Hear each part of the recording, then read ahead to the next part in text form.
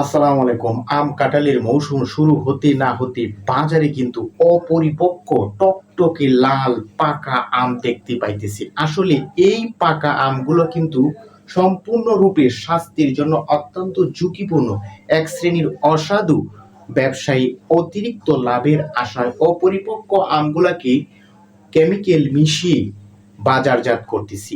এই আমগুলা থেকে কাঁঠালগুলা থেকে আপনারা সাবধানতা অবলম্বন করবেন। স্বাস্থ্যের জন্য অত্যন্ত ঝুঁকিপূর্ণ এই কাঁঠাল কিংবা আমগুলা। আপনারা সচেতন হন। আপনি নিজে কিনবেন না, অপরে যে কিনে তাদেরকে সচেতন করুন। এই আমগুলা কিন্তু আপনার জীবনে, আপনার ফ্যামিলির জীবনের অত্যন্ত ঝুঁকিতে ফেলতে পারে, মারাত্মক ধরনের রোগে আক্রান্ত হতে পারেন। আমরা বিভিন্ন জায়গায় দেখতেছি প্রশাসনের উদ্যোগে, বিশেষ করে সাতক্ষীরায় কয়েকশো মন অপরিপক্ক আম কেমিক্যাল দিয়ে মিশানোর কারণে তাদেরকে জরিমানা করা হয়েছে কিংবা এই আমগুলা নষ্ট করতেছে। আমি সচেতন হই, কারণ আমরা দেখতেছি এখনো ভরপুর মৌসুম আসেনি।